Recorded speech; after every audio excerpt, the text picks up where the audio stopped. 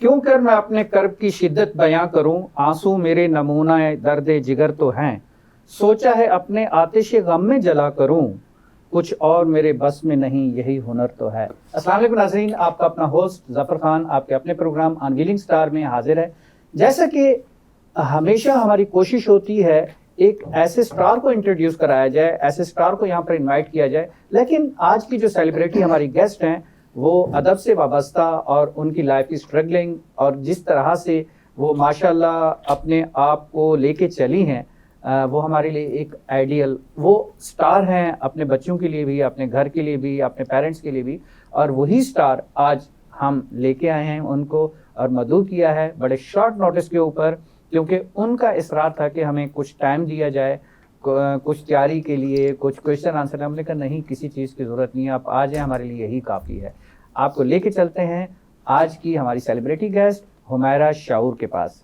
अस्सलाम वालेकुम हुमैरा, कैसी हैं आप? खैरियत से हैं? ठीक ठाक है? सबसे पहले थैंक यू सो मच, आपने टाइम निकाला और प्रोग्राम में तशरीफ लाई, और वो भी इतनी शॉर्ट नोटिस के ऊपर कि आपको किसी किस्म की कोई तैयारी का मौका नहीं दिया गया। और वो इसलिए ज़रूरी था कि आप जैसे लोगों को तैयारी की ज़रूरत क्या है जो अदब से वाबस्ता है। वो तो माशाल्लाह सोच रहे होते हैं, बैठे होते हैं तो लिख रहे होते हैं, नज़ूल हो रहा होता है, अल्लाह ताला की तरफ से बस पेन चल रहा होता है, तो आप लोगों को तो ज़रूरत ही नहीं है। नहीं, ज़रूरत होती है, एक वक्त होता है आमद का, नज़ूल का, जी जी, जब इंसान का मूड बन रहा होता है और वो बनते बनते उसको थोड़ा सा टाइम भी लग जाता है कि वो किस हवाले से सोच रहा है, किस मूड में है और कहाँ पर है, कभी खुशी के हवाले से या गम के हवाले से। बिल्कुल ऐसे ही है। लेकिन अचानक अगर कोई क्वेश्चन कर दिया जाए तो उसका जवाब जो है वो नहीं आता जो आना चाहिए।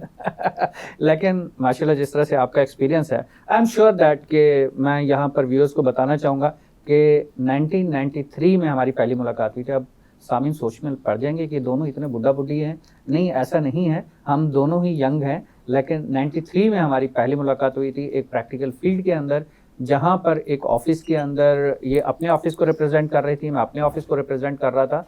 अब वहाँ से लेके आज 2024 चल रहा है, अंदाज़ा लगा सकते हैं कि मेरे लिए जो है वो कितनी रिस्पेक्टेबल होंगी और किस तरह से जो है हम इन्होंने 2-3 दफ़ा मुझे आर्ट काउंसिल के मुख्तलिफ प्रोग्रामों में इनवाइट किया, मदऊ किया, और 1-2 दफ़ा मैं जा भी सका। आज हम ज़रूर जानेंगे कि जो माशाल्लाह लिखती हैं, फिर इन्होंने अपनी एक किताब भी लिखी हुई है। हमारा ये वैसे आज मुझे सरप्राइज मिला जब आपने किताब देखी, मेरे नॉलेज में नहीं था कि आपकी किताब भी लिखी हुई है। ये आप छुपा गई मेरे से? नहीं, मैं बिल्कुल नहीं छुपाती। अच्छा। ये 1998 की बात है। अच्छा, अचानक ही ये सब सिलसिला शुरू हुआ था। माशाल्लाह। मेरे एक आई थिंक सामीन को वो किताब अगर आप दिखा सकें कैमरे में उठा के। ये एक मामूली सी किताब है क्योंकि जी इसके हवाले से तो मैं हुमैरा शाऊर जी माशाल्लाह, ये हमारे माहनामा इंटरनेशनल ओज कराची जी जी जी, उनके ताउन से ये किताब की अशात हुई थी। ज़बरदस्त। अशार जो थे वो मेरे एक बहुत ही करीबी साथी थे जिनका नाम असलम दुरानी साहब था। माशाल्लाह। उन्होंने मुझे इनकरेज करके उन्होंने कहा कि ये आपके अशार जो मैं पढ़ता हूँ मुझे लगता है ये काबिल सताइश है और इसको प्रिंट होना चाहिए। वाह। तो उस वक्त मैं प्रिंट के हवाले से बिल्कुल ब्लैंक थी, मुझे कुछ नहीं पता था।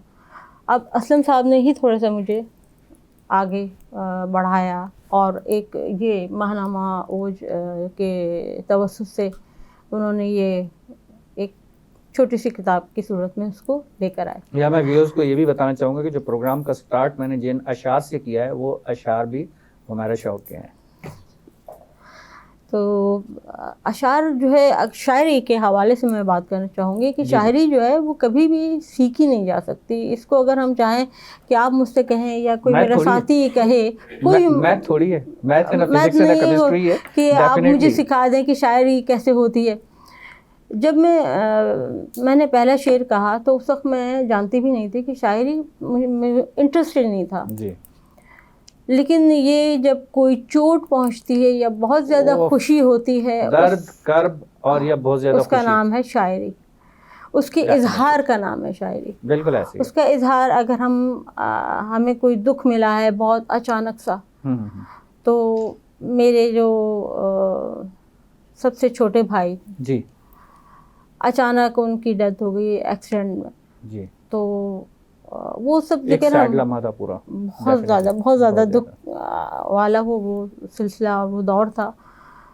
पहला शेर मैंने उन्हीं के लिए कहा, और फिर जब मैं अकेली होती थी तो उनको याद करके उन्हीं के मुतालिक लिखती रहती थी या बोलती बिल्कुल रहती सही, थी। बिल्कुल सही। क्योंकि घर के अंदर अगर इस किस्म का माहौल हो तो वो ज़्यादातर लोग जो है वो उसको जब डिस्कस होता है तो सब रोना शुरू कर देते हैं, ऐसे ही है। क्योंकि वो याद करके सब।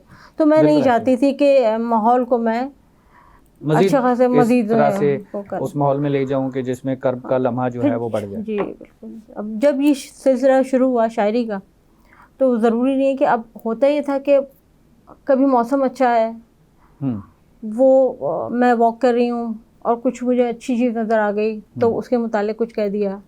बिल्कुल वो सही। खुद ब खुद आमद होती है, ये ऐसे नहीं ही है है, कि हम ऐसे। सोच के कुछ कहना चाह रहे हैं। वैसे हमारा ज़्यादातर मैंने देखा है कि अशार जो है ना, या तो शाम के ऊपर बने हुए होते हैं, या ठीक है, मॉर्निंग में भी होते हैं, हाँ, रात में भी होते हैं, और कोई इसका टाइम नहीं या होता। फिर जो है वो किसी के लिए वो किसी की पलकों के ऊपर, किसी की जुल्फों के ऊपर बने हुए होता होते है, हैं। होता तो है।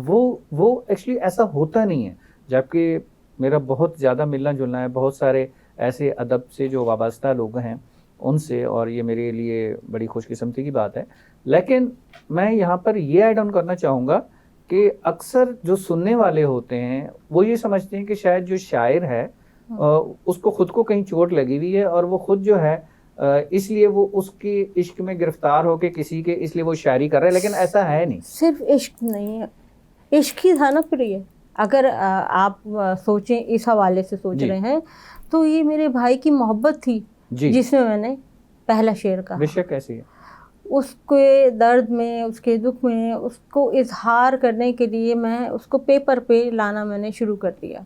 सही, अब वो बनते बनते एक एक बुक किताबी बन गई। सूरत इख्तियार कर गई। बिल्कुल सही।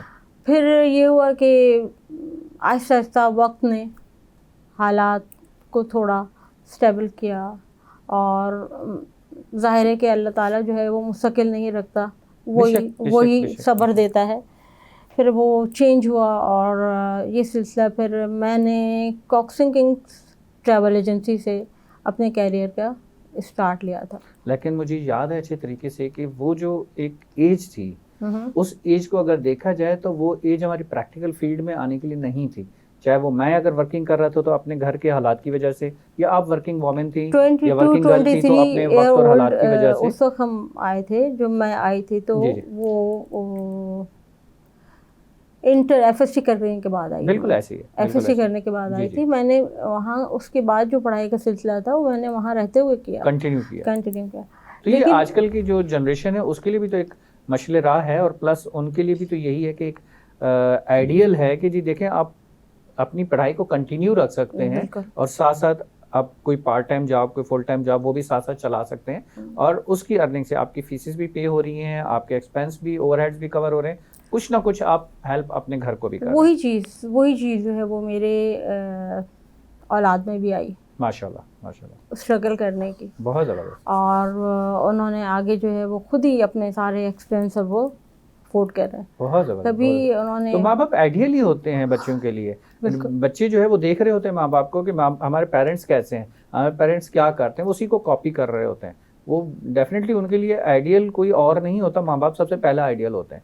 उसी को देख के चलना होता है, उसी को देख के उन्हें करना होता है, उसी को देख के जो है वो अपने आप को मॉड कर रहे होते हैं, अपने माँ बाप को आइडियल बना के फिर लेके चल रहे होते हैं। इसलिए तो कहा जाता है कि जिस तरह से एक माँ जो है वो एक बच्चे की परवरिश नहीं करती, एक नस्ल की परवरिश करती है, क्योंकि माँ से ही पूरी नस्ल चलती है।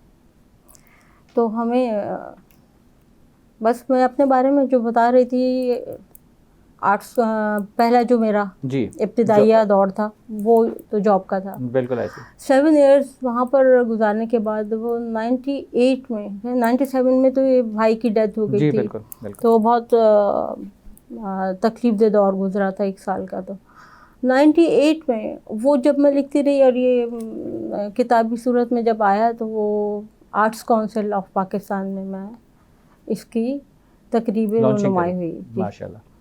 उसमें तो बहुत सारे लोग थे। तो मुझे हैरत हो रही है कि आप ये कह रहे हैं कि आपको इस बारे में नहीं पता। हाँ, ये एक तो थोड़ा सा मुझे सरप्राइज इसलिए हुआ क्योंकि शायद वो इनविटेशन रहेगी मेरे से या मेरे तक आई नहीं, या आपने भेजी हो तो ऐसा हो नहीं सकता ना, क्योंकि आप तो बहुत उन लोगों में से शामिल हैं और जो मेरे बहुत नज़दीक रहे अल्हम्दुलिल्लाह, और अच्छे मे बी मैं उस साथियों में वक्त से। यहाँ पर ना हूँ, आउट ऑफ कंट्री हूँ, ये हो possible सकता है, ये हो सकता है, possible क्योंकि अब तो अरसा भी काफ़ी गुजरा हुआ है। जी हाँ, 26 ईयर्स ओल्ड मेमोरी को रिवाइज करना थोड़ा सा मुश्किल है। आपकी स्ट्रगलिंग फिर कंटिन्यू रही है, आपने एक फीमेल होते हुए एक मेल बन के एक मर्द की तरह काम किया, अपने पेरेंट्स के लिए भी, अपने बहन भाइयों के लिए भी, फिर उसके बाद आपने अपनी शादी लाइफ के बाद भी आपने जिस तरह से स्ट्रगलिंग की है, तो आप अपने घर के लिए उसी तरह मैंने आपको दौड़ते भागते काम करते हुए देखा, चाहे वो प्रिंटिंग प्रेस के अंदर आपको काम करना हो, चाहे आपको किसी फील्ड के अंदर जाना हो। मैंने नहीं देखा कि आपने देखा कि धूप है, छाँव है, गर्मी है, सर्दी है, जून जुलाई का महीना है या नवंबर दिसंबर का महीना या दिसंबर जनवरी का महीना है, बारिश हो रही है, आंधी है, तूफान है, आप लगी हुई अपने काम से मस्त बिल्कुल करे जा रही है। वो एक बहुत ऐसी चीज़ थी कि जो हमें भी हौसला देती थी। तो कभी उसमें ऐसा हुआ कि एग्जॉस्टिंग फील हुई हो? बहुत कम ऐसा हुआ, लेकिन मुझे असल में रिलैक्स होने के लिए मेरे पास एक अच्छा ऑप्शन ही आ गया था आर्ट्स काउंसिल का। बिल्कुल सही। क्योंकि आर्ट्स काउंसिल में जाके मैं फ्रेश हो जाती थी माशाल्लाह। तो वहाँ पर अदबी शख्सियात से जब मुलाकात होती थी तो फिर वो वैसी बहुत दिल खुश होता था, जी हाँ। अच्छे लोगों से मिलके अदबी गुफ्तगू करके नॉलेज में इजाफा होता था। तो उसमें हमारे मेहरबान यावर मेहंदी साहब मरहूम, बिल्कुल सही, वो वहाँ के रूह रवा थे। बिल्कुल सही। उन्होंने मुझे देखा और हौसला अफजाई की। फिर वहाँ के साथियों में मेरे बहुत सारे लोग हैं जिनका तस्करा मैं अब तो बहुत दूर की बात है, लेकिन फिर भी याद रहे वो अल्फाज वो लोग। एक एप्रिसिएशन आपको मिलते रही ना, और एक मॉरल सपोर्ट और एक एप्रिसिएशन ऐसी चीज़ है कि वो इंसान को दोबारा से हौसला देती है, इंसान फिर खड़ा हो जाता है। यावर मेहंदी तो ऐसी शख्सियत थे ना कि वो वहाँ पर नाम लें और सब बता सकते हैं कि यावर मेहंदी कौन थे। जी बिल्कुल। उसके बाद अवैस अदीब अंसारी, सही, उनकी मिसेज़ शगुफ्ता ज़रीन, ये सब, और इन्होंने एक कमेटी की तश्कील की। अवैस अदीब अंसारी वो उस वक्त इसके चेयरमैन थे और उन्होंने उस कमेटी में मुझे मेंबर बनाया और हम लोगों ने मिलके बहुत सारे प्रोग्राम ऑर्गेनाइज़ किए और पर्सनली मैंने भी हौसला पकड़ा और एक म्यूज़िकल प्रोग्राम जो था वो अरेंज किया, मैनेज किया। उसमें मैंने जो मुझे मदद मिली वो फैसल नदीम साहब, माशाल्लाह, जो कि आजकल बहुत एक्टिव हैं। जी। खालिद अफर साहब से भी मुलाकात हुई आर्ट्स काउंसिल में। इरफान मलिक हैं, कॉमेडियन जो अली हसन साहब हैं, और मोहतरम सहर अंसारी साहब, शायर, आपने नाम जी बिल्कुल क्यों ना सुना हो, जाने पहचाने नाम, इसीलिए शायर सरशार सिद्दीकी साहब, इन सब की कोऑपरेशन, सबकी गैदरिंग, सब मतलब गैदरिंग होती थी। इन लोगों से मिलके मुझे बहुत अच्छा लगता था और मुझे थकन मेरी दूर हो जाती थी और मैं रिफ्रेश हो जाती थी। बिल्कुल सही। तो जब तक मैं आर्ट्स काउंसिल जाती आती रही, तो ये क्या ब्रेक आया बीच में, शादी के बाद ब्रेक आया है। उसके बाद शादी के बाद बहुत से लोगों की बहुत सारी ब्रेकें लग जाती हैं लेकिन वो ज़्यादातर मेल की लगती है, लेकिन फर्स्ट टाइम सुना है कि फीमेल की भी ब्रेक लगी है। ब्रेक तो लगती है, वरना तो ये होता है कि फीमेल का जो डबल टॉप होता है ना वो भी स्टार्ट हो जाता है। ब्रेक लगना इसलिए भी ज़रूरी है कि फिर वो जंप मारता है, क्योंकि उसे थोड़ा सा तो जिम्मेदारियां बढ़ जाती हैं, रेस्ट चाहिए। बिल्कुल ऐसे। जंप मारने के लिए उसे रुकना पड़ता है, रुक के फिर दौड़ना पड़ता है, बिल्कुल ऐसे, तो वो और तेज दौड़ता है, हल्का सा जो है वो पॉज देना होता है। तो हमारे ये दोस्तों में वैसे ये अंसारी का भी मैंने जिक्र किया था, उनके मिसेस शगुफ्ता ज़रीन जो कि एक कमेटी चला रही हैं भोपाल फॉर्म के नाम से। जी। वो उसकी चेयरपर्सन है, माशाल्लाह। और उसके अलावा जो है हमारे दोस्तों में आपने नाम सुना हो सैयद अब्दुल बासित, वो भी आपकी तरह से बिल्कुल सही होस्ट हैं और आजकल बड़े मसरूफ़ हैं। तनवीर अहमद, इरफान मलिक साहब का मैंने तस्करा किया। जी। और खालिद ज़फ़र साहब का, कुत्सी अकबर साहिबा, इकबाल लतीफ़ आजकल आर्ट्स काउंसिल में बहुत मकबूल हैं माशाल्लाह। अगर आपने जी आ जाएँ तो बहुत ही नफीस शख्सियत में से हैं बिल्कुल ऐसे। और मेरी पसंदीदा शख्सियत में से हैं इकबाल लतीफ़ साहब। माशाल्लाह। बस तो ये सिलसिला आर्ट्स है। काउंसिल का जो एक सिलसिला फिर पॉज हुआ, रोका, तो फिर दोबारा आपने रिज्वाइन किया? जी मैंने किया, लेकिन उस तरह से नहीं किया कि मैं ऑफिस से जिम्मेदारियां बढ़ने की वजह ज़्यादातर। से? जी हाँ, नहीं, ये जिम्मेदारी के अलावा मैंने अपना बिजनेस स्टार्ट कर दिया था। अच्छा, अच्छा। जॉब मेरी जो थी 7 ईयर जो है कंटिन्यू रही, उसके जी। बाद मैंने अपना एक बिजनेस स्टार्ट किया जिस प्रिंटिंग प्रेस का। वो तो माशाल्लाह 99 से मुझे याद है, 98 99 के बाद से आपने जी हाँ, प्रिंटिंग प्रेस का शुरू किया। उससे पहले से ही कर दिया था, जी जी। लेकिन ये है कि जो मैं इस फील्ड में आई तो उसमें मैंने कम्प्लीटली एक सेटअप तरतीब दिया, बिल्कुल सही। जिसमें मशीनरी, कंपोजिंग, डिज़ाइनिंग, वो सब ऐसा ऐसा जो थी मैं उसमें इन्वॉल्व होती गई। ये वो लेकिन दौर था हमारा कि जब एक फीमेल के लिए बैठना, मार्केट के अंदर जाना और मैं बैठ पहली के, औरत थी। पहली औरत, मैं वही चीज़ आपसे मैं कहना चाह पहली रहा हूँ औरत थी। कि उस तरह से एक मर्द की तरह खड़े होकर काम करना, काम जी हाँ। कराना और सारी चीज़ें बैठ के मीटिंग करना या ऑफिस को ओपन करना, ऑफिस की क्लोजिंग, ऑफिस को चलाना, सारी चीज़ें डेफिनेटली वो मुझे आज भी बहुत आप एक मशले राह हैं सबके लिए। मुझे बहुत अच्छा लगता है जब मैं ये सोचती हूँ कि मैं वहाँ की पहली, बहुत सारे लोगों ने ये कहा कि अगर आज भी कोई नाज़िमाबाद प्रिंटिंग प्रेस में जाके मैडम का तस्करा करे तो वो मुझे पहचान जाएंगे कि कौन सी मैडम की और बात हो रही है। एक इज्जत, एक रिस्पेक्ट, जहाँ पर भी आपका नाम लिया जाता है, एक रिस्पेक्ट का एक दायरा जो है ऑटोमेटिक। और ये एक बैरियर, एक रिस्पेक्ट का दायरा जो है आजकल की जो हमारी बच्चियां हैं उनके लिए भी यही चीज़ आपकी तरफ से एक जाएगी कि देखें हमारे शौर को देखें उन्हें किस तरह से अगर ज़फ़र, फील्ड के अंदर गए। ये स्टार्ट होता है अगर आप किसी को रिस्पेक्ट देते हैं तो जी। वो आपको बदले में देगा, बिल्कुल ऐसे ही है। और आप जो चीज़ देंगे वही उसकी आप लेंगे। तमन्ना करें कि आप किसी को बुरा कह के जी अपने हाँ, लिए अच्छे अल्फाज इस्तेमाल नहीं करवा सकते। नहीं करवा सकते। बेशक, बिल्कुल बिल्कुल ऐसी है। तो ये अभी जो आपका बिजनेस का एक सिलसिला स्टार्ट हुआ था, फिर उसमें बिजनेस तो एक ऐसी चीज़ है उसमें अप एंड डाउन चलते रहते हैं, बिल्कुल। ठीक है। तो नशे व वो फराब। अभी तक अल्हम्दुलिल्लाह बिजनेस का कंटिन्यू या अल्हम्दुलिल्लाह अदब को भी अल्हम्दुलिल्लाह। साथ साथ चलाया अभी या उसमें थोड़ा सा ब्रेक आया हुआ है? नहीं नहीं, ब्रेक तो आता है, ब्रेक तो देखिए हर दौर में आया, जैसे कि वो कोविड की वजह से आया जी। तो हम घर बैठ गए थे, लेकिन सभी बैठे। हाँ, इसमें कोई शक उस वक्त ब्रेक आया था, उसकी वजह से बहुत ज़्यादा डिस्टर्बेंस हो गई थी, मेरे लेकिन क्लाइंट्स उसमें बहुत एक ज़्यादा ऑनलाइन लूज हो का गए एक थे। सिलसिला बड़ा शुरू हो गया था। एक किसकी? नई चीज़ लॉन्च हुई थी कोविड के अंदर जो सबसे ज़्यादा बूस्ट कर गई थी ऑनलाइन के हवाले से। ऑनलाइन कर ऑनलाइन बिजनेस में चाहे वो किसी भी चीज़ से रिलेटेड है तो वो घर से बैठ के डिलीवरी के पॉइंट ऑफ व्यू से, किसी और पॉइंट ऑफ व्यू से। मेरा जो काम था ना, जो मैं कंपोजिंग डिज़ाइनिंग करती हूँ, वो इन पेज पे उर्दू की जी, और कोरल ड्रॉ, बिल्कुल सही, फोटोशॉप, सही। इन सब पे मैंने काम किया है, फ्री हैंड पे काम किया है। माशाल्लाह। तो मैं डिज़ाइन घर से ही करती थी जी, और जी। उसको फिर बाद में तो और अच्छा दौर आ गया कि हमारे पास फैसिलिटीज़ बढ़ती चली गई, जी हाँ। व्हाट्सएप कर दिए और आप वहाँ से ओके हो इजी गया। हो गया, इजी हो किसी गया। को वहाँ पर डोर स्टेप पर नहीं जाना पड़ता था कि जी सर जी ये हमने हाँ, वरना डिज़ाइन शुरू किया में तो है। ये था कि जी हाँ, दिखाने के लिए फिजिकली खुद वो चीज़ फिजिकली जाके प्रूफ दिखाना होता था कि सर ये है, इसको अप्रूव कर दें, चेक हाँ। कर लें। एक दो दिन उन्होंने ले थकन लेने भी हो होने थे। गई और फिर वो टाइम भी ज़ाया होता था उसमें। टेक्नोलॉजी का फायदा तो हुआ है, बहुत हुआ है, डेफिनेटली व्हाट्सएप टेक्नोलॉजी से जिस तो तरह बहुत से ज़्यादा आई फ़ायदा है हुआ है। उसमें हमें बहुत बड़ा एक प्लस पॉइंट मिला है, टाइम की सेविंग या बाकी। लेकिन वही चीज़ कि अगर टेक्नोलॉजी को पॉजिटिव यूज़ किया जाए, हमारे यहाँ जो आजकल की जनरेशन है उसमें बहुत सारे बच्चे जो है वो टेक्नोलॉजी का प्लस पॉइंट भी यूज़ कर रहे हैं, पॉजिटिव यूज़ भी है, लेकिन उसमें बहुत सारी ऐसी जनरेशन भी है, हमारे बच्चे ऐसे भी हैं जो कि टेक्नोलॉजी का मिस यूज़ भी कर रहे हैं। बिल्कुल बिल्कुल।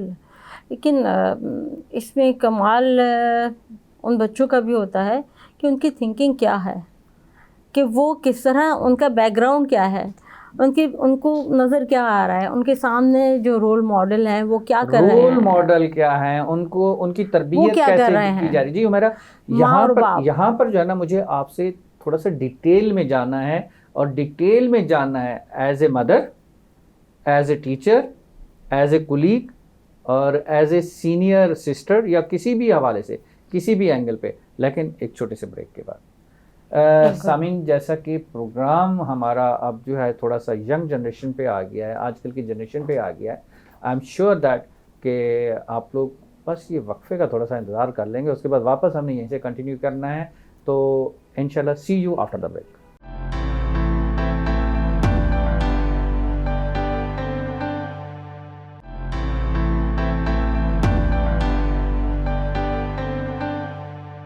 Welcome back. ब्रेक पे जाने से पहले हम यंग जनरेशन के ऊपर जो डिस्कशन चल रहा था और मोबाइल के यूज़ और मिस यूज़ के ऊपर जो चल रहा था, वापस वहीं से कंटिन्यू करते हैं और हम जान पाते हैं कि ये सब हुमैरा जी जो है वो कैसे कर लेती हैं बच्चों के साथ, अपने बच्चों के साथ, बहन भाइयों के साथ, बाकी लिहाज से। आइए चलते हैं जी। हुमैरा, हमारा डिस्कशन चल रहा था कि मोबाइल का यूज़ पॉजिटिव और नेगेटिव, और आपने कहा था कि जी जो सामने होता है उसको देख के ये सारी चीज़ें की जाती हैं, एडजस्ट किया जाता है, वो उनके आइडियल होते हैं कि वो किस तरह से उसका यूज़ कर रहे हैं। ये आपकी बात बिल्कुल सही है कि बहुत सारे घरों में, बहुत सारी जगह पे मैंने ये देखा है कि अगर पेरेंट्स मोबाइल में लगे हुए तो बच्चे भी मोबाइल में लगे हुए हैं। पहले ज़माने में अगर हम काफ़ी पीछे चले जाएं तो ये सब चीज़ें थी ही नहीं हमारे बचपन में नहीं थी, तब बहुत अच्छा था, अब है तो भी ठीक तो है। भी लेकिन कहते हैं कि नुकसानदेह चीज़ है। अब ये है कि मैंने अपनी औलाद को यही समझाया कि मुझे अच्छा नहीं लगता था कि अगर आप काम कर रहे हैं तो पॉजिटिवली काम करें, उनको आहिस्ता आहिस्ता प्यार से, मोहब्बत से और दोस्ताना माहौल में मैंने अपने माहौल को जो है ना घर में भी रखा, बहन भाइयों में भी रहा। गुस्सा मुझे बहुत जल्दी आता था, लेकिन बाद में आहिस्ता आहिस्ता कम होता गया, समझती गई।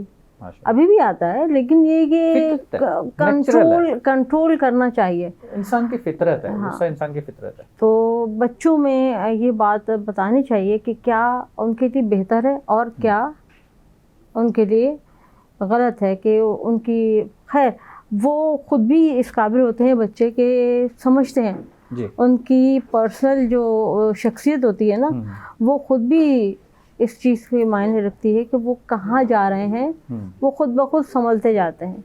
मैंने कोई इतनी ज़्यादा एफर्ट नहीं की, खुद ब खुद वो देखते गए और अपने आप को सीखते गए और आगे बढ़ते चले गए माशाल्लाह। और आज माशाल्लाह मैंने देखा मुझे इतनी मेहनत नहीं करनी पड़ी जितने लोग जो है वो पीछे भाग रहे होते हैं। उसकी वजह वो पेरेंट्स को खुद अपना एक आइडियल बनना पड़ता है। जिस तरह से मैंने अक्सर देखा है कि जो छोटे छोटे बेबीज़ होते हैं, अगर माँ बाप नमाज़ पढ़ रहे थे तो वो भी उसी चीज़ को कॉपी करते हैं, वज़ू कर रहे होते हैं, नमाज़ पढ़ रहे होते हैं, अपनी जानमाज़ बिछा रहे होते हैं। इसी तरह से अगर माँ बाप मोबाइल में लगे हुए तो बच्चा सबसे पहले मोबाइल ही उठाएगा, गेम खेलने की कोशिश करेगा, वरना कुछ ना कुछ करता रहेगा। ये हो रहा है, इस वक्त हो रहा है जी। इस वक्त के बच्चों में मैंने देखा है। जब मेरी उम्र में तो खैर नहीं था, मैंने आपको बताया कि मोबाइल वगैरह, लेकिन मेरे बच्चे की उम्र में तो वो आ गया था। थे ही नहीं, मोबाइल तो बहुत बाद में आया। हमने उनको बहुत कम दिया, लेकिन अब जो है जाहिर है कि उसके बगैर तो गुजारा ही नहीं है। लेकिन वो पॉजिटिवली, जैसे आपने कहा था कि इसको अगर हम किसी भी चीज़ को पॉजिटिवली लेते हैं तो वो एक अच्छा रिजल्ट आता है उसका। जी हाँ। लेकिन नेगेटिवली अगर जाएंगे तो उसमें बहुत बुरे रिजल्ट भी निकल के आते हैं सामने। बिल्कुल ऐसे आपको वो चीज़ें भी मिल जाती हैं जो आपको नहीं जानना चाहिए। बिल्कुल ऐसे ही है। तो मिसयूज में फिर वो बच्चा छुप के कर रहा होता है। तो मैं अपने बच्चों को, अपने बेटे को दोस्ताना माहौल में, हम दोनों की दोस्ती है, हम अपने हर बात को एक दूसरे से शेयर करते हैं। बिल्कुल सही। और उसमें चाहे अच्छाई हो, चाहे बुराई हो, चाहे कोई कुछ दोस्ती हुई हो, झगड़ा हुआ हो, कोई कुछ सेलिब्रेट कर रहे हैं, हर चीज़ वो मुझसे डिस्कस करते हैं। उसी तरह मैं भी अपनी वालदा से डिस्कस करती थी। वो आदत इनकी मेरे साथ आई है। बिल्कुल सही है। तो कुछ चीज़ें जीन्स में चल जाती हैं, वो भी हुआ होगा, और प्लस उसके साथ कुछ चीज़ें तरबियत का हिस्सा होती हैं।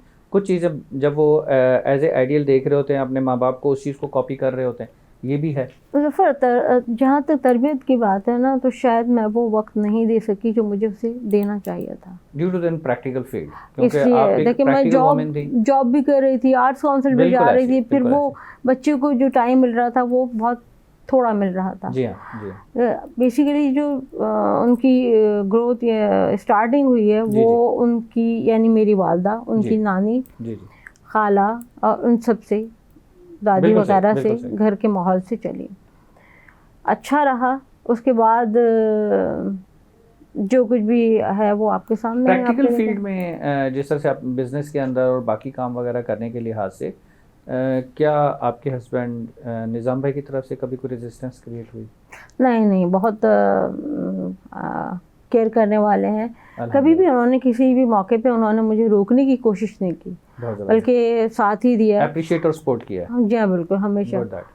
हमेशा जो है वो साथ ही रहे। कभी उन्होंने ऐसा वो रिएक्ट नहीं किया कि मुझे चीज़ अच्छी नहीं लग रही, आप यहाँ जाती हैं या वहाँ जाती हैं या यूँ, तो नहीं, उन्होंने कभी शक व एक शुबे free वाली hand बात रखा है। नहीं। फ्री हैंड दिया चलो मुझे। माशाल्लाह ज़बरदस्त।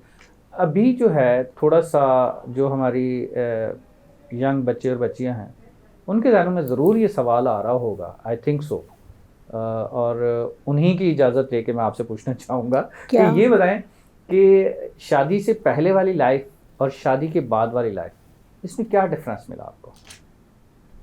क्योंकि आप अदब से भी वाबस्ता हैं, ठीक है, और प्लस उसके साथ साथ एक प्रैक्टिकल वॉमेन भी हैं, अपना बिजनेस भी साथ साथ रन कर रही हैं, घर को भी चला रही हैं, और यही बिजनेस शादी से पहले भी आपने स्टार्ट ले लिया था और उसके बाद भी आप करती आ रही हैं और अल्हम्दुलिल्लाह अभी भी कर रही हैं, अदब से वाबस्ता भी रही हैं, वहाँ पर भी टाइम दे रही हैं, फैमिली को भी टाइम दे रही हैं, रिलेटिव्स को भी टाइम दे रही हैं, वहाँ भी आना जाना होता है। तो वो एक लाइफ में क्या कभी बंदा सोचता है कि यार शादी से पहले मैं सही था, वो कहते हैं ना कि वो लड्डू है, तो या फिर वही है कि वो मैं खाए नहीं आगे तो नहीं भी बोल रहा, बचता नहीं नहीं मैं है, आगे ना रुक गया, खाए आगे मैं तो रुक भी ना गया। तो वो नहीं, ऐसी बात नहीं है। मेरे लिए तो दोनों दौर बहुत अच्छे रहे। अच्छा, दोनों दौर बहुत अच्छे। दोनों दौर बहुत अच्छे रहे, क्योंकि मुझे पहले भी माँ बाप की तरफ से भी कोई रुकावट नहीं थी, माशाल्लाह। और ससुराल में भी मेरी कोई ऐसी सख्ती नहीं थी। मेरी वालदा, यानी हमारी जो सास थी उनको जी, हम जी। वालदा कहते थे, माशाल्लाह माशाल्लाह तो उनकी तरफ से या घर वालों की तरफ से भी कोई रुकावट नहीं थी, माशाल्लाह, और अप्रिशिएट करते थे वो लोग भी। बहुत ज़बरदस्त। तो जब मैं प्रिंटिंग का मैंने थोड़ा सा गैप लिया, लेकिन वहाँ से शादी के बाद भी मैंने फिर दोबारा स्टार्ट ले लिया। बिल्कुल सही। डिज़ाइनिंग में मैंने अपनी हाथ पैर चलाए, और उसको डिज़ाइनिंग भी मैंने बहुत हद तक सीख ली, बिल्कुल सही। क्योंकि मुझे फिर रुकना नहीं पड़ता था कि कोई डिज़ाइनर के पास टाइम नहीं है तो मैं उसके पास बैठी हुई हूँ कि मुझे ये डिज़ाइन करके दो। मैं अपना डिज़ाइन खुद बनाना शुरू कर दिया। आई थिंक बिजनेस के अंदर जो मैं एक ऐड ऑन करना चाहूँगा कि जो बिज़नेस भी कोई करना चाहता है, चाहे वो हमारे सामीन में से कोई है या कोई भी अपना बिज़नेस अगर करना चाह रहा है, तो उस बिज़नेस के अंदर उसकी हाँ ना हो तो ज़रूरी है। अक्सर लोग ये समझते हैं कि सिर्फ पैसा है और इन्वेस्ट कर लिया तो बिज़नेस हो जाएगा, ऐसा नहीं है। उस काम के अंदर वो जो काम आप कर रहे हैं, जो बिज़नेस करना चाह रहे हैं, उसके अंदर सिर्फ हाव नहीं बल्कि उस फील्ड के अंदर आपको घुसा हुआ होना ज़रूरी है, आपको वो काम आता हो, खुद भी आता हो। आना चाहिए। लोग मुझसे पूछते हैं, जिस तरह से शायरी की बात थी, और मैंने आपको कहा था कि शायरी जो है सिखाई नहीं जा सकती, लेकिन ये ऐसा नहीं है प्रोग्राम खत्म हो जाए हमने आपसे कुछ शेर सुनने हैं, बिजनेस के हवाले से मैं बात कर रही हूँ कि बिजनेस सिखाया जा सकता है। अगर कोई शौक रखता है तो डिज़ाइनिंग सिखाई जा सकती है, बताई जा सकती है। प्रिंटिंग के हवाले से बहुत सारे स्टेप्स होते हैं प्रिंटिंग के। जी हाँ। फर्स्ट, सेकंड, थर्ड, फोर्थ के पहला जो होता है वो डिज़ाइनिंग का होता है। तो फर्स्ट स्टेप से लेके एक ऐसा पेपर जो प्रिंट होके हमारे सामने आता है, जो बुक की सूरत में हमारे सामने आता है, या पैराफ्लेक्स जो हम साइन बोर्ड देखते हैं, और आपने रोडों पे देखे होंगे कि वो भी तो कोई डिज़ाइन ही करता है ना। डिज़ाइन होने के बाद वो मीडिया पे जाता है, चढ़ता है, और वो डिजिटल प्रिंटिंग की सूरत में आपने जगह जगह बोर्ड देखे होंगे। हाँ, हमारे यहाँ पर मेरा एक क्वेश्चन ऑटोमेटिकली जहन में इसलिए आ गया क्योंकि आपने जब पैनाफ्लेक्स का नाम लिया, अगर हम किसी भी दूसरे मुल्क का पैनाफ्लेक्स देखते हैं, प्रिंट हुआ, मेरे हाथे लगे हैं, मुझे मिले थे, मुझे जो कुछ प्रिंसिपल्स मेरे बिज़नेस के वाले से उन्होंने मुझे दिए थे, तो उसकी जब क्वालिटी मैंने सामने रखी और जो हमारे पास जो क्वालिटी थी उसमें बहुत फ़र्क था, बहुत ज़्यादा फ़र्क था। वो ऐसा एक तो शाइन और बिल्कुल clear like as on the paper, और ये वाला पैनाफ्लेक्स अच्छे से अच्छा बनवा लिया, वो क्वालिटी नहीं आ पाई। मशीनरी जो है वो हमारे यहाँ की जो फील्ड से हम हट गए, बिल्कुल जो टॉपिक से बिल्कुल हट के बात हो गई। नहीं देखिए, मैंने आपकी उस प्रिंटिंग को नहीं देखा, आपने उस दोनों चीज़ों का मवाज़ना किया, और उसके फिर आप ये बात कह सकते हैं। तो हमारे यहाँ जो कुछ मैसर है, जितनी आसानियाँ हैं, उस हिसाब से उस मशीनरी का जो रिजल्ट है वही आपके सामने आएगा। उसको आप यूं ले सकते हैं कि अपग्रेड लाइक करने एज के हम लिए एक केबल के ऊपर जो टीवी चैनल्स देख रहे होते जी हैं हाँ, वो 100% क्लियर नहीं होते, जी और इसी तरह से अगर हम HDMI के ऊपर या हाई रेजोल्यूशन के ऊपर अगर कोई और चीज़ इंटरफेस करके देखते बिल्कुल। हैं तो वो 4K टेक्नोलॉजी को ले लें या फिर उस तरह से केबल टेक्नोलॉजी को ले लें, तो वो एक जो रिजल्ट का डिफरेंस है, तो मुझे वो रिजल्ट का डिफरेंस मिला। आपने कभी देखा है ये छोटे पहले जो टीवी टाइप के जी जी जी मॉनिटर हुआ करते जी, थे, बिल्कुल बिल्कुल वो मॉनिटर के बाद एकदम LED आ गई, बिल्कुल ऐसी है, टेक्नोलॉजी का LCD आ डिफरेंस आ गई, गया। फिर LCD आ गई। तो हम लोग थोड़े स्लो हैं, नहीं स्लो तो है, हम लोग लेकिन थोड़े जो slow हैं। टेक्नोलॉजी लॉन्च हो रही है वो हमारे पास भी नियर अबाउट लॉन्च हो ही जाती है 5-6 महीने के बाद। लेकिन जो मैं बात कर रहा हूँ 4-5 साल पहले जो मुझे चीज़ मिली थी वो अभी भी मुझे वो रिजल्ट नहीं मिलता। उसकी वजूहत क्या हमारे पास वो फैसिलिटेशन नहीं है, या हमारे पास वो टेक्नोलॉजी नहीं है? ऐसा तो हो नहीं सकता। जो टेक्नोलॉजी वर्ल्ड के अंदर आ गई वो हमारे पास भी तो आ ही गई, अगर लेट भी आई तो ज़्यादा 5-6 महीने लग गए, इससे ज़्यादा लेट नहीं हो सकता। लेकिन पॉइंट ये है कि क्या उसमें जो प्रिंटर है, जो प्रिंटिंग करते हैं, क्या उनका कोई फॉल्ट है? नहीं नहीं नहीं, उनका कसूर नहीं है। अपने ऊपर नहीं लेंगे आप? उनका कसूर है ही नहीं तो लेंगे क्यों? ओके। और ये सब हमारी टेक्नोलॉजी की बात है कि हमारे पास वो वो टेक्नोलॉजी मशीनरी नहीं आ पा रही। आई नहीं है, मौजूद नहीं है। वरना आपने देखा कि कैसे कैसे यहाँ पर लोग हैं जो टैलेंट तो क्या टैलेंट नो डाउट, टैलेंट से ढूंढेंगे भरा तो पड़ा है आप हमारा मुल्क। एक रोड पे चलते हुए आदमी को जब गाते हुए सुनेंगे तो आप कहेंगे कि क्या आवाज़ है। इस तरह के हर तरह का लोग भी टैलेंट है, आपको जगह जगह मिलेंगे, बहुत कुछ है। हर तरह का टैलेंट है। हमारी टैलेंट फील्ड वो में भी है लाहौर के अंदर जो है वो पुलिस ने जो ऑपरेशन चलाया है बेगर्स के अगेंस्ट, वो भी टैलेंट है। 2 मिनट में उनको खड़ा कर दिया, उनका सॉफ्टवेयर अपडेट हुआ, वो जो टुंडे लंगड़े थे वो सीधे होके चल रहे हैं, दौड़ते हुए जा रहे हैं। वो बिल्कुल भी बिल्कुल, टैलेंट देखा है मैंने, कि वो भी उन्होंने देखा। कैसे अपने आप को पूरा दिन यूं करके रखा है, ये भी तो एक टैलेंट है। वो भी देखिए टैलेंट हर तरह का है, चाहे उसको पॉजिटिव मिले चाहे पॉजिटिव और नेगेटिव। नेगेटिव में फ़र्क है। देखिए मैं उस टैलेंट की बात कर रही हूँ जो पॉजिटिवली हमारे यहाँ मौजूद है। वो आसामियाँ नहीं हैं जिनके जो जो यूज़ करने के बाद वो अच्छा रिज़ल्ट दे सकें। आपको वो रिज़ल्ट जब ही मिलेगा जब आप उस मशीनरी तक पहुँच सकें। चले हम थोड़ी देर मशीनरी को साइड पे कर देते हैं। आप अपने जो अच्छे अच्छे अशार हैं उसमें कोई गज़ल भी लिखी है आपने? लिखा तो बहुत कुछ है, लेकिन इस वक्त फिर मुझे देखना पड़ेगा कि वो बात कुछ नहीं, देख के आप सुना दें आज हमें। वो बोलेंगे कि एक शायरा, और वो भी हुमायरा शाऊर आई हुई हैं प्रोग्राम के अंदर, और कुछ अशार भी नहीं सुनाए तो फिर सारा प्रेशर मेरे ऊपर आ जाएगा, फिर मेरा इनबॉक्स फिल होता चला जाता है कि ज़फ़र भाई आपने सुनवाया क्यों नहीं, आपने शेर क्यों नहीं सुना। शुरुआत जिस अशार से की थी जी बिल्कुल, उसका उन्वान था लाडला मेरा। लाडला मेरा, लाडला मेरा। तो भाई के इंतकाल के बाद जब मैं सोचती थी और बैठी हुई अकेली उठती थी, तो वो चीज़ें हैं कि आँखों में दे गया है नमी लाडला मेरा, आँखों में दे गया है नमी लाडला मेरा, सबको उदास कर गया है लाडला मेरा। सबको खबर थी, सबको खबर है, अब न कभी आएगा यहाँ, मेरा करार ले गया है लाडला मेरा। कैसे भुला सकूँगी मैं वो रात और वो दिन, पल पल रुला रहा है मुझे लाडला मेरा। शायद कि मुझे वक्त रवां कुछ करार दे, इस वक्त सता रहा है मुझे लाडला मेरा। आंखें बरसती हैं मगर आवाज़ गम नहीं, बेशक आवाज़ गम नहीं, परचम थमा गया सबर का लाडला मेरा। मोइन नाम था मेरे भाई का। मोइन खुदा तुम्हें वहाँ पे वो मकाम दे जिस पर खुदा का शुक्र करे लाडला मेरा। ज़बरदस्त होता है। अच्छा, ये तो पोइट्री में आपने कहा था कि कभी कभी मौसम अच्छा होता है तो अच्छी शायरी भी आती है। वो कोई अच्छी सी शायरी ऐसी हो कि सामीन आपको पता है हमारे कुछ आशिक मिजाज भी अगर सुन रहे हो तो उनका भी तो दिल खुश हो जाए कि हाँ वाह क्या शेर है, पता चले वो उनके पास से भी फॉरवर्ड हुए जा रहे हैं, टक टक टक टक। तो उसके हिसाब से एक शायद ये कुछ बेहतर लगे जी जी। कि शौक होगी कभी तबीयत में गरानी होगी, शो होगी कभी तबीयत में गरानी होगी, होगी, मुझसे करनी है मोहब्बत तो निभानी होगी, निभानी होगी, बेशक। बंद आंखों से किया एतबार तुम भी करो, वाह, बंद आंखों से किया एतबार तुम भी करो। ये सामीन के लिए है जो आजकल की हमारी यंग जनरेशन है, की है मोहब्बत तो निभानी भी होगी।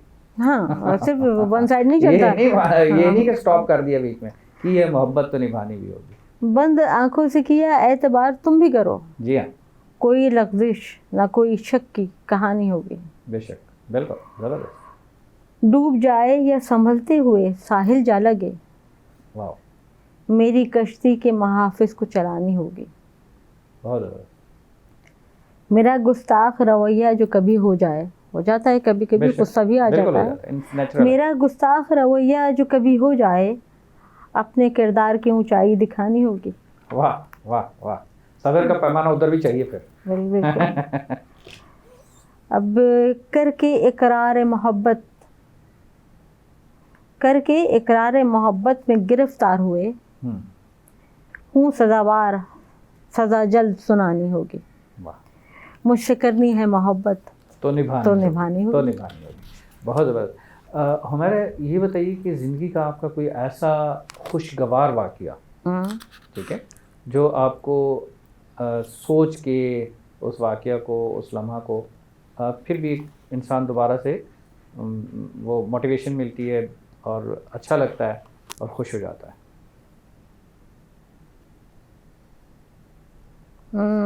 आपका सवाल जो है उस हवाले से तो नहीं, लेकिन एक मूड था मेरा कि मैं चलती चली जा रही थी, या एक ख्वाब था, एक ख्वाब था, उसका जिक्र करती हूँ। जी जी। कि ख्वाब क्या देख रही थी मैं, पता नहीं ये आपके सवाल का सही जवाब है या नहीं है। वो एक हसीन ख्वाब था जिसमें वो पुरशबाब था, वो एक हसीन ख्वाब था जिसमें वो पुरशबाब था। आया मेरे करीब वो, हाथों में एक गुलाब था, गुलाब था। वाह, ज़बरदस्त। मेरे करीब ठहर के वो कहने लगा हेलो हेलो। वाह, चलो मोबाइल का दौर था। अपने करीब पाके तो मेरा अजीब हाल था, ज़बरदस्त। पलकें न मैं झपक सकी, बस उसको देखती रही। मेरे लबों पे खामोशी, आँखों में एक सवाल था, वो गुलाब क्यों पेश कर रहा है मुझे, आँखों में एक सवाल था। हालात वो मेरी जान कर थोड़ा सा मुस्कुरा उठा कि मैं घबरा रही हूँ, थोड़ा सा मुस्कुरा उठा, मेरी तरफ बढ़ा दिया हाथों में जो गुलाब था, हाथों में जो गुलाब था। जैसे न कुछ समझ सकी, बस उसको देखती रही। सांसें रुकी रुकी सी थी, दिल तेज धड़कता रहा। तो ये एक हकीकत है कि ख्वाब जो हैं हमारे, ख्वाबों, अच्छे ख्वाबों का आना, क्योंकि जिस तरह के हालात से हम गुज़र रहे हैं, जिस तरह की सिचुएशंस हमारे साथ चल रही हैं, चाहे वो फिनंशली हों, महंगाई के लिहाज से हों, मुल्क के लिहाज से हों, सियासी लिहाज से, किसी भी लिहाज से हों, उसमें एक अच्छे ख्वाब का आना भी जो है ना, हमारे लिए किसी नेमत से कम नहीं है। बिल्कुल। वरना जिस तरह के हालात से हम गुजर रहे होते हैं, हमें तो ख्वाब भी डरावने आते हैं। अब तो हमें नींद भी नहीं आती, नींद भी नहीं आती, जिस तरह के हालात हैं। जी हाँ, बाद वक्त नींदें भी उड़ जाती हैं। बिल्कुल ठीक है। अच्छा हुमैरा जी, ये बताइए कि कोई ऐसा आपका जो करीबी आपका दोस्त, आपका भाई, आपका बहन, जिससे आपने अपने दिल की सारी बातें कह दी हों। एक तो वो आप भाई का जिक्र करेंगी कि जिनकी डेथ होगी, डेफिनेटली वो आपके बहुत क्लोज था। इसके अलावा यानी कि जो हमारी जनरेशन है उसके लिए एक मैसेज होगा कि आप अपना सब कुछ अपने किस क्लोज रिश्ते से, रिलेशन से कह सकते हैं। देखिए, अपनी माँ? मियाँ बीवी का रिश्ता बहुत शादी से पहले? शादी से पहले ये तो वालदा वालदा से कुछ हिडन नहीं रखना चाहिए। नहीं, वालदा जैसे मैं अपनी वालदा से हर बात कहती हूँ, गुड। इसी तरह मुझे भी एक अच्छा रिजल्ट मिला आपका वही सेंटेंस मुझे याद था, तो इसलिए मैंने सामीन के लिए जो है ये क्वेश्चन उठाया कि मेरी आज बात की जो हमारी जनरेशन है वो ये लाजमी होना चाहिए। दिन भर में मेरे साथ जो कुछ भी वाकयात होते थे ना, अच्छे बुरे, तो वो मैं हंस हंस के अपनी अम्मी से डिस्कस करती थी, बताती थी कि आज ये हुआ, आज ये हुआ, आज ये हुआ। वो थकन नहीं रहती थी, एक बहुत अच्छा सा माहौल बन जाता था। माशाल्लाह, बहुत ज़बरदस्त, बहुत ज़बरदस्त। एक अच्छा मैसेज है आपकी तरफ से सामीन के लिए। लास्ट में कोई फीडबैक इस प्रोग्राम के हवाले से, हमारे चैनल के हवाले से आपको कैसा लगा? मुझे ये प्रोग्राम बहुत अच्छा लगा। आपने मुझे बुलाया, उसका बहुत शुक्रिया। आपने इस काबिल समझा, उसका बहुत शुक्रिया। और इस हवाले से कि मैं सोच भी नहीं सकती थी कि मेरी आपसे इतने अरसे के बाद मुलाकात होगी, तो किस जगह किस मकाम पर होगी, इस तरह से होगी। जज़ाकल्लाह। तो बहरहाल मुझे बहुत अच्छा लगा। Thank you so much. Last में कोई जो हमारे व्यूअर्स हैं उनको कोई मैसेज देना चाहें?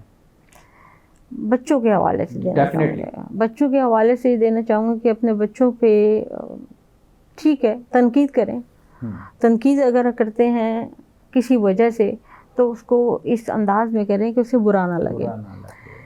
आप उनको बताएं, उनको समझाएं कि ये चीज़ ऐसी है। अगर आप गुस्से में वो बात करेंगे तो वो सुनेंगे ही नहीं उसको, बल्कि वो आगे बढ़ जाएंगे, नेगेटिव रिएक्ट भी नेगेटिवली। वो इधर से सुन रहे हैं, बज़ाहिर वो सुन रहे होते हैं, लेकिन वो उसको तवज्जो नहीं देते। बिल्कुल सही। मुझे ये चीज़ बहुत अच्छी लगी कि मेरा जो बच्चा है वो मेरे साथ दोस्ताना माहौल में बात करता है उसी तरह से जैसे मैं तवक्को करती हूँ। बिल्कुल सही। बहुत कम ऐसा होता है कि वो अगर कभी रूडली कोई बात कर जाए तो मुझे बहुत फील होता है। क्यों?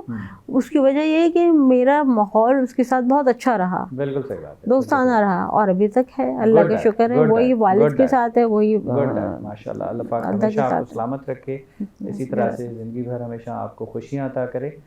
प्रोग्राम में तशरीफ़ आने के लिए हम आपके बहुत मशहूर हैं। ज़िंदगी रही इंशाल्लाह वंस अगेन फिर हम आपको तकलीफ़ देंगे और किसी ऐसे अदबी माहौल के अंदर आपको मदऊ करेंगे, और ताकि आपसे हम भी और हमारे व्यूअर्स भी जो है कुछ ना कुछ ऐसी मालूमात भी और प्लस जिस तरह से आपका शायरी का है वो भी हम सुन सकें आपसे।